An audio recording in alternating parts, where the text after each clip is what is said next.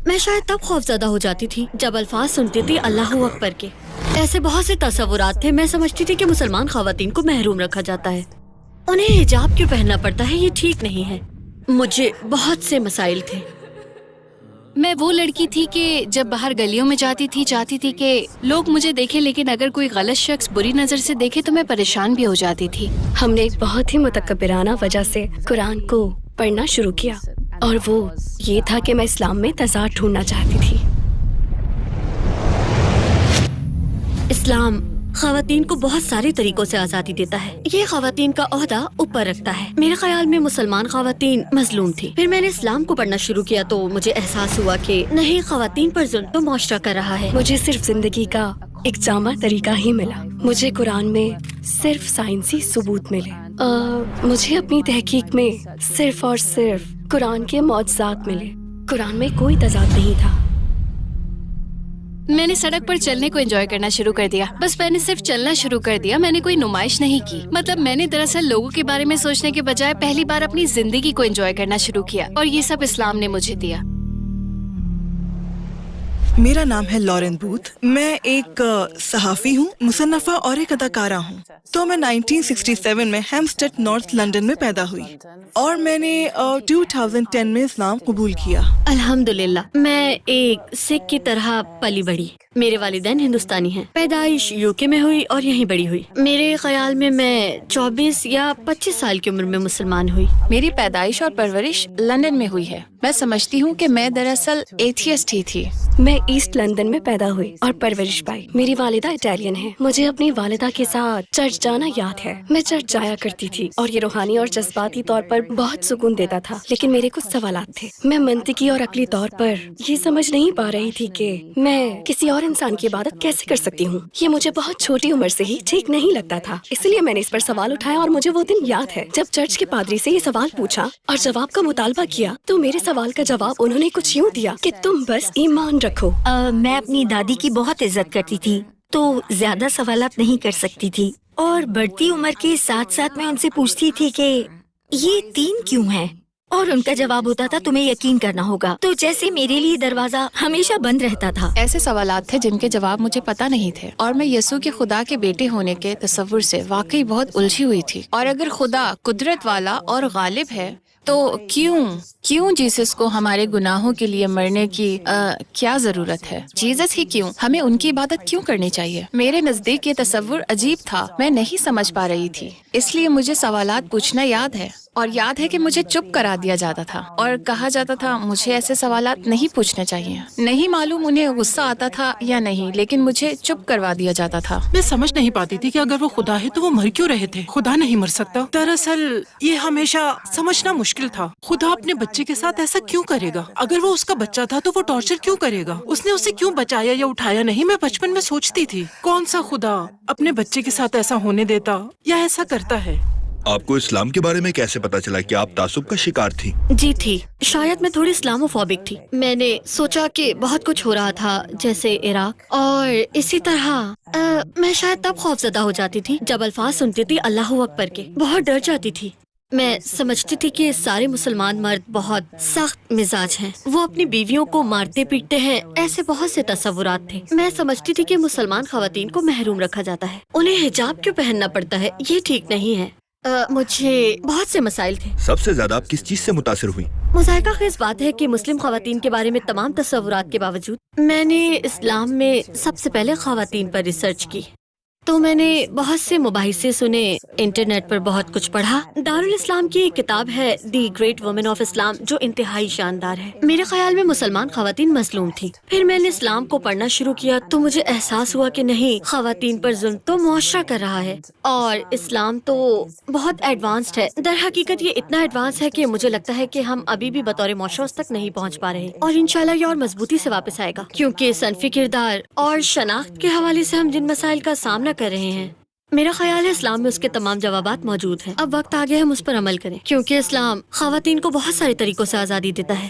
یہ خواتین کو دراصل اتنا اوپر رکھتا ہے. اگر معاشرہ اس بات کو سمجھتا ہے تو انہیں میری طرح احساس ہوگا کہ سبحان اللہ, اسلام خواتین کو بہت سے حقوق دیتا ہے، ایسے حقوق جو ہم نے اس ملک میں یا مسلم ممالک میں پہلے کبھی نہیں دیکھے۔ حضرت محمد صلی اللہ علیہ وسلم نے ہمیں خواتین کا احترام سکھایا، یا جیسے میں نے کہا ہمیں حق مہر دیتا ہے۔ ایک مثال کے طور پر پہلے عورت مرد کو پیسے دیا کرتی تھی، لیکن اب مرد عورتوں کو حق مہر دیتا ہے۔ یہ بہت بڑی بات ہے ان لوگوں کے لیے جن کے گھر بیٹی پیدا ہوتی تو وہ افسردہ ہو جاتے تھے، اتنے افسردہ کہ اسے مار ڈالتے تھے۔ پیغمبر محمد صلی اللہ علیہ وسلم نے فرمایا کہ اگر آپ بیٹیوں کی پرورش کرتے ہیں تو آپ کو جنت عطا کی جائے گی، مطلب آپ جنت میں میرے ساتھ اس طرح ہوں گے۔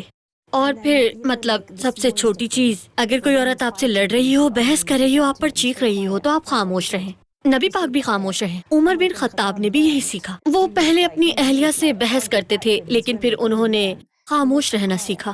کوئی مسئلہ نہیں، انہیں جذباتی ہونے دیں، خواتین کو جذبات کا اظہار کرنے دیں۔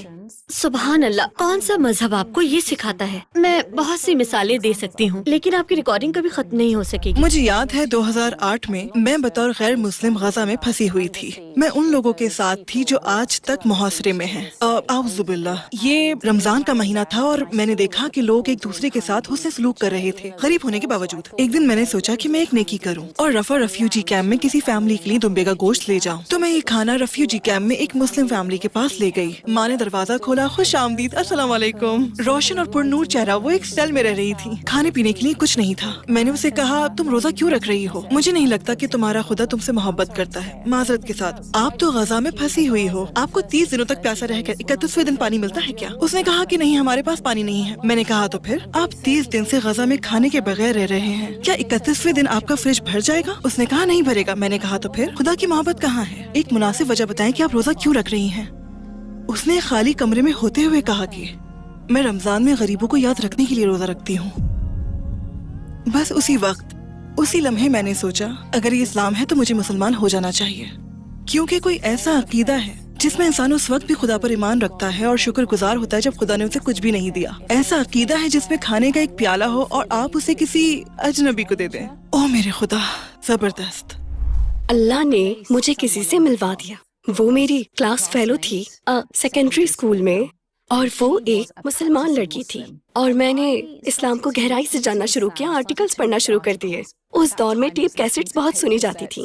ہم نے ایک بہت ہی متکبرانہ وجہ سے قرآن کو پڑھنا شروع کیا، اور وہ یہ تھا کہ میں اسے بچانے کے لیے اسلام میں تضاد ڈھونڈنا چاہتی تھی، کیونکہ مجھے لگتا تھا کہ حجاب غلط تھا، اور میں نے محسوس کیا کہ اس سے ایک کامیاب کریئر اور ایک کامیاب زندگی رکے گی۔ میں نے محسوس کیا میں اور طرح کے ماحول میں بڑی ہوئی ہوں۔ جب میں نے دیکھا مرد 2 میل آگے چلتے تھے اور جبکہ ان کی بیویاں ان کے پیچھے چلتی تھیں، تو یہ میرے اسٹیریوٹائپس تھے۔ تو یہ دلچسپ تھا کیونکہ مجھے ایک طرف نظر آ رہا تھا کہ اس عقیدے میں کچھ ایسا تھا جس نے اس لڑکی میں یہ خوبصورت احساس پیدا کیا، اور دوسری طرف یہ اس پہ پابندیاں لگانے والا تھا، اس پہ ظلم کرنے والا تھا، اسے روکنے والا تھا۔ تو ہم بحث کرتے تھے اور ہم باقاعدگی سے اس پر بات کیا کرتے تھے، اور جیسے جیسے وقت گزرتا گیا تو میرا یقین پختہ ہونے لگا کہ اسلام سچا مذہب ہے، اور اس نے مجھے خوفزدہ کر دیا۔ میں یقین کرنے لگی، میرا دل بدلنے لگا، میرا ذہن بدلنے لگا، اور اس کے علاوہ مجھے کچھ بھی نہ مل سکا۔ مجھے صرف زندگی کا ایک جامع طریقہ ہی ملا، اور اس کے ساتھ ساتھ مجھے قرآن میں سائنسی ثبوت اور شواہد ملے۔ مجھے اپنی تحقیقات میں صرف اور صرف قرآن کے معجزات ہی ملے۔ قرآن میں کوئی تضاد نہیں تھا، اور مجھے خوفزدہ کر دیا، کیونکہ اگرچہ میں اس وقت نوجوان تھی، میری شخصیت کچھ اس طرح کی ہے کہ اگرچہ میں کچھ اختیار کرتی ہوں یا کوئی انتخاب کروں تو اسے 150% دیتی ہوں۔ تو میں جانتی تھی کہ میں بدلنا شروع کر رہی تھی، اور مجھے یقین ہونے لگا تھا، جس کا مطلب تھا کہ مجھے اپنی زندگی بدلنی پڑے گی، جس سے میں خوفزدہ ہو گئی۔ میں اسلام کے بارے میں سوچ رہی تھی، میں ان چیزوں کے بارے میں سوچ رہی تھی جو میں نے دریافت کی۔ یہ تقریباً ایسا ہی تھا جیسے مجھ پر یہ خیالات حاوی ہو گئے ہوں، مطلب قرآن میں سائنسی ثبوت کے خیالات، خدا کے وجود کے خیالات، اور ساتھ ہی نبوت کے ثبوت کے بارے میں خیالات، تو خیال پر خیال پر خیال پر خیال۔ تو پھر میں چہل قدمی کے لیے نکلی اپنی رہائش کے آس پاس، بس تھوڑا کھلی ہوا میں سانس لینے کے لیے۔ میں ایک سڑک پر آئی جسے میں روزانہ پار کرتی تھی۔ میں انتظار کر رہی تھی سگنل کے کھلنے کا۔ سگنل کھلا اور لوگ سڑک پار کر رہے تھے، لیکن میں پار نہیں کر سکی۔ مجھے لگا کہ میری ٹانگیں जमीन पर चिपक गई हैं और मेरे जहन में ये ख्याल था कि अगर मैं ये सड़क पार करूं या फिर कोई और सड़क पार करूं और मैं किसी गाड़ी से टकरा जाऊं और सब कुछ जानते हुए मैं मर जाऊं, जो बात मेरे दिल में थी उस बात का मेरे लिए क्या मतलब होगा। और ये सिर्फ मुझ पर जाहिर हुआ। मैं इस बात की गवाही क्यों नहीं दे रही जिसे मैं पहले ही अपने दिल में मान चुकी हूँ। एक चीज जिसने मुझे वाकई कायल किया कि इस्लाम ही सच्चा मजहब है, और वो ये कि कुरान तब्दील नहीं किया गया और उसे लाखों लोगों ने हिफ्ज किया है। मैंने कभी नहीं सुना कि लाखों लोगों ने बाइबल को हिफ्ज किया हो, तो मेरे लिए ये एक मौजज़ा था। ये कोई छोटी सी किताब नहीं है, ये काफी बड़ी किताब है। तो इस चीज ने मुझे वाकई मुतासिर किया। नबी पाक के बारे में आपको सबसे ज्यादा किस चीज ने मुतासिर किया? उनके इखलाक ने, सिर्फ और सिर्फ उनका इखलाक। हमेशा उनके इखलाक ने, औरतों को तरजीह देने के तरीके ने, औरतों के साथ उनका सलूक, जब वो उस आदमी से बात नहीं करना चाहते थे जो अपनी बेटी को बोसा नहीं देता था। इस हकीकत ने कि नबी पाक ने अपनी अज़वाज को जज्बात रखने, एहसासात रखने की इजाजत दी और बेहतरीन तरीके से पेश आए। इस वाक़ये ने कि वो उस सहाबी की दावत पर नहीं गए क्योंकि उसने आपकी ज़ोजा हज़रत आयशा को मदऊ नहीं किया था। अपनी अज़वाज के साथ हर मामले में उनका इखलाक और उनका तरीका इंसाफ, उनके घर के अंदर नरम मिजाज ने, और फिर मैदान जंग में उनकी ताकत ने। और जब वो गैर महफूज हो गए थे ताइफ में, जब वो मदद के लिए तशरीफ ले गए, और उसके बजाय उनके साथ क्या हुआ, ये कि उनके आंसू गिर सकते हैं। आजकल मर्द कहते हैं कि हम नहीं रो सकते, हम मजबूत हैं। नहीं, हुजूर पाक के आंसू गिरे थे। हम जिन्स के बारे में बात करते हैं कि मर्द क्या है, औरत क्या है। नबी पाक की सीरत मुबारका पर नजर डालें। आजकल मैं नबी पाक की सीरत पढ़ रही हूँ, जिसके मुसन्निफ यासिर काजी हैं।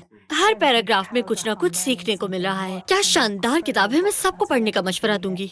हर चीज, मतलब आपके बिस्तरे मर्ग पर हजरत आयशा रज़ी अल्लाह ताला अन्हा अपने सरदर्द की शिकायत कर रही थी। वो शिकायत कर रही थी और नबी पाक ने मजाक करते हुए फरमाया, नहीं, लेकिन मेरे सरदर्द का क्या, मेरी तो जान जा रही है।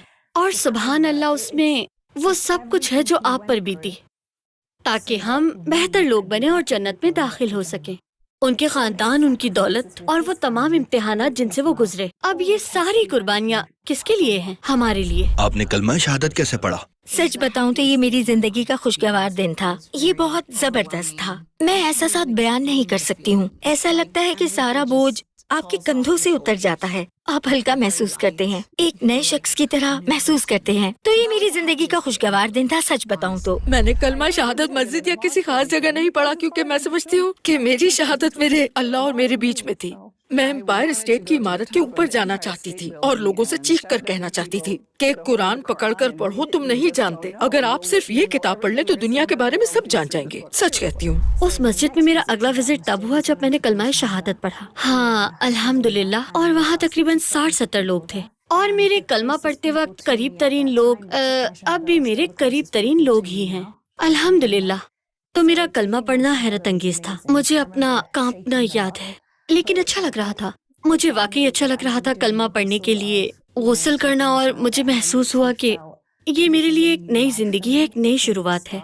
इस बात का इल्म कि अल्लाह हर गुनाह मिटा देता है, लेकिन अल्लाह नेकी का बदला फिर भी देता है। ये वाकई अच्छा था और मैं एक मुसलमान औरत की शनाख्त अपनाने के लिए तैयार थी। इसीलिए मैंने बस पढ़ना पढ़ना और पढ़ना शुरू किया। मैं घर गई और अगले 7 दिनों में सब कुछ बदल गया। मैं इबादत करना चाहती थी, अल्लाह के सामने रोना चाहती थी। मैंने अपना सर जमीन पर रख दिया जैसे मुसलमानों को करते देखा था, और मैंने बार बार 2 बातें कही। मैंने कहा शुक्रिया और मैंने माफी मांगी। मैंने कहा मुझे ये जिंदगी देने के लिए तेरा शुक्र है, मुझे वो तमाम प्यार देने के लिए जो मैंने हासिल किया, वो सब कुछ जिसे मैंने पहले तस्लीम नहीं किया था। जैसे खूबसूरत बेटियाँ, मैंने मोहब्बत को जाना, मुझे मौका मिला था। मेरी फैमिली अच्छी थी, मैंने तुझे पहचान लिया और इन सब के लिए तेरा शुक्रिया। मैंने माजरत की और तकरीबन मैं 1 हफ्ते तक रोती रही। आपकी फैमिली और करीबी लोगों ने क्या रद्द अमल दिया? शहादत लेने के बाद मैंने सबको नहीं बताया कि मैं मुसलमान हो गई हूँ। अगर लोगों को पता चलता वो जान जाते तो मेरे लिए कोई मसला नहीं था, लेकिन खास तौर पर मैं अपने मुसलमान होने के इब्तिदाई मराहिल में ये लोगों को नहीं बताती थी कि मैं मुसलमान हूँ। इसीलिए मैंने अपनी फैमिली को नहीं बताया, बिल्कुल भी। मेरे ऐसा ना करने की एक वजह है, और शायद हम में से कुछ के लिए वो जरूरी है, कि हमें अपने अंदर एक ताकत तलाश करनी पड़ती है, खास तौर पर जब फैसला जाती हो। आपको अपनी पोजीशन बेहतर करना होती है, मतलब अपनी मालूमात को भी और पुख्ता करना होता है किसी भी बहस में पढ़ने کرنے سے پہلے. اور ذاتی طور پر میں کوئی بحث بھی نہیں کرنا چاہتی تھی. جیسے میں نہیں چاہتی تھی کہ لوگ اپنی محبت میں مجھے رائے دیں اور مجھے یہ بتائیں کہ یہ غلط ہے یا میں نے ایسا کیوں کیا. وہ شاید مجھ سے ایسے سوالات اس لیے کرتے ہیں کیونکہ وہ مجھ سے محبت کرتے ہیں، یا شاید میری پرواہ کرتے ہیں، میرا خیال کرتے ہیں، یا پریشان ہوتے ہیں کیونکہ یہ ان کے لیے نئی بات ہوتی ہے. پر میں جانتی تھی میں کیا کر رہی ہوں. اور جیسا میں نے پہلے کہا کہ یہ کچھ ایسا تھا جو میرے اور میرے اللہ کے بیچ تھا، اور میں نہیں چاہتی تھی کہ کوئی بھی میرے اس معاملے میں دخل اندازی کرے، کیونکہ مجھے ایسا لگتا ہے کہ آخر میں ہی اپنے خالق کے سامنے کھڑی ہوں اور جواب دے ہوں، اور اسی نے میرا حساب بھی لینا ہے. تو اس میں کسی اور کا کوئی کردار نہیں ہوگا. تو میں نے کسی کو نہیں بتایا کیونکہ شاید میں لوگوں کو بتانے سے تھوڑا ڈر بھی رہی تھی. لیکن جس طرح میری فیملی کو پتا چلا، مجھے نہیں لگتا انہیں یاد ہوگا، مگر مجھے یاد ہے. ہم ڈنر پہ گئے تھے اور ہم اس ریسٹورینٹ میں بیٹھے تھے، اور میں اپنے گھر کی اکلوتی لڑکی ہوں، اور کیونکہ میں اکلوتی ہوں تو میں اپنے والد کی بہت لاڈلی بیٹی بھی ہوں. اور وہ میری شادی کی بات کر رہے تھے، تو میرے والد کہہ رہے تھے کہ جب ایلما کی شادی ہوگی اور وہ ایک خوبصورت چرچ میں جائے گی اور میں اسے لے کر جاؤں گا، کیونکہ ان کے بہت سارے پلان تھے میری شادی کے حوالے سے. تو میں بہت خاموش تھی اور بس اپنا کھانا انجوائے کر رہی تھی اور انہیں باتیں کرنے دے رہی تھی خاموشی سے. تو اچانک میری والدہ نے کہا کہ ایسا بالکل نہیں ہوگا، اور ظاہر ہے میرے والد بہت حیران ہو گئے اور کہا کیوں، ایسا کیوں نہیں ہوگا آخر؟ تو انہوں نے جواب دیا کیونکہ یہ مسلم ہے. تو میں نے تیزی سے کھانا کھانا شروع کر دیا. امی نے نماز پڑھتے دیکھا تھا، کیونکہ انہوں نے جب مجھے نماز پڑھتے دیکھا تھا تو وہ سمجھ گئی ہوں گی کہ شاید میں نے شہادت لی ہے اور میں مسلمان ہو گئی ہوں. لیکن مجھے لگتا ہے انہوں نے سوچا ہوگا کہ یہ ایک فیز ہے جو زیادہ عرصے نہیں چلے گا، کیونکہ شاید میری عمر ایسی تھی یا میرا مزاج ایسا تھا، کیونکہ جب میں کسی چیز کو پسند کرتی ہوں تو اس کے لیے بہت پرجوش ہو جاتی ہوں اور میں اس کے لیے بہت حساس ہو جاتی ہوں. تو میں نے اپنے مذہب کا دفاع کیا. مجھے بہت خوف تھا اپنے مذہب کو کھو دینے کا، اور جو مجھے ملا ہے اسے کھو دینے کا. وہ میرے فیصلوں کا بہت احترام کرتے تھے اور اسے ترجیح بھی دیتے تھے. ہاں، انہیں سمجھ نہیں آیا لیکن سپورٹ کیا انہوں نے. میری دادی مجھے ایک طرف لے گئی اور پوچھا کیا میں اپنے فیصلے سے خوش ہوں؟ میں نے کہا ہاں میں بہت خوش ہوں. انہوں نے کہا ٹھیک ہے جیسا چاہو کرو، اور انہوں نے میری فیملی سے کہا اسے اکیلا چھوڑ دو. اب وہ شراب نہیں پی رہی، سگریٹ نہیں پی رہی، رات کو باہر نہیں جاتی، وہ اپنے بیٹے کا خیال رکھتی ہے اور مناسب کپڑے پہنتی ہے، سب ٹھیک ہے. دیکھا جائے تو انہوں نے مجھے قبول کر لیا اور پوری فیملی سے کہا کہ وہ میرے نئے عقیدے کا احترام کریں. کیا مسلمان ہونے اور حجاب پہننے سے آپ کی آزادی محدود ہوئی ہے؟ اسلام قبول کرنے کے بعد میں نے آزادی حاصل کی ہے، کیونکہ آزادی لوگوں کی طرف سے لگائی بیڑیاں ختم کرنے کا نام ہے. جب آپ واقعی اپنے خالق سے جڑ جاتے ہیں اور اپنے مقصد سے جڑ جاتے ہیں تو آپ اس کے لیے جیتے ہیں، دوسروں کے لیے نہیں جیتے، اور یہی حقیقی آزادی ہے. تو ہاں اب میں حجاب پہنتی ہوں، اور ہاں کچھ ذمہ داریاں ہیں جنہیں مجھے پورا کرنا ضروری ہے.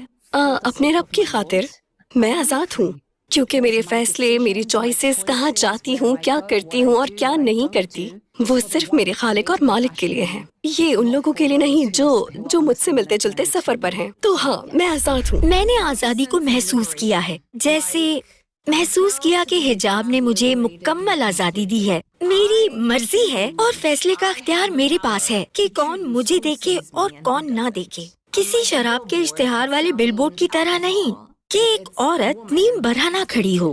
میرے نزدیک یہ ظلم ہے، جبکہ یہ آزادی ہے. یہ واقعی مشکل تھا، کیونکہ میں وہ لڑکی تھی کہ جب باہر گلیوں میں جاتی تھی چاہتی تھی کہ لوگ مجھے دیکھیں، لیکن اگر کوئی غلط شخص بری نظر سے دیکھے تو میں پریشان بھی ہو جاتی تھی. اور مجھے یہ سب کچھ چھوڑنا تھا جو کہ واقعی بہت مشکل تھا، کیونکہ میری شخصیت کا انحصار اس بات پر تھا کہ لوگ مجھے دیکھ رہے ہیں یا نہیں. اور یہ واقعی مشکل ہے، کیونکہ جب میں یوکے کی سڑکوں پر چلتی ہوں تو ایسا لگتا ہے کہ میں مکمل طور پر پوشیدہ ہوں. مطلب کوئی عورت جو ایکٹریس بننا چاہتی ہو، ایک خاص انداز میں لباس پہنتی ہو، تو وہ ایسا کچھ نہیں چاہتی. تو یہ یقیناً میرے لیے ایک بہت بڑی تبدیلی تھی، لیکن میں نے اس کا لطف اٹھانا شروع کر دیا. میں نے اس میں ڈھلنا شروع کر دیا. میں نے سڑک پر چلنے کو انجوائے کرنا شروع کر دیا. بس میں نے صرف چلنا شروع کر دیا، میں نے کوئی نمائش نہیں کی. مطلب میں نے دراصل لوگوں کے بارے میں سوچنے کے بجائے پہلی بار اپنی زندگی کو انجوائے کرنا شروع کیا، اور یہ سب اسلام نے مجھے دیا. جب آپ مسلمان بننے کا سوچ رہے ہوں تو آپ کو اللہ کے ساتھ تعلق قائم کرنے پر غور کرنا چاہیے. تو یہ ایک قسم کا پروسیس ہے جس پر ایسے انداز میں عمل کرنا ہوتا ہے جو آپ کو یہ سمجھنے میں مدد دے گا کہ آپ اپنے بالوں کو کیوں ڈھانپتی ہیں، اپنے جسم کو کیوں ڈھانپتی ہیں، کچھ کام کرنے سے کیوں گریز کرتی ہیں. تو میں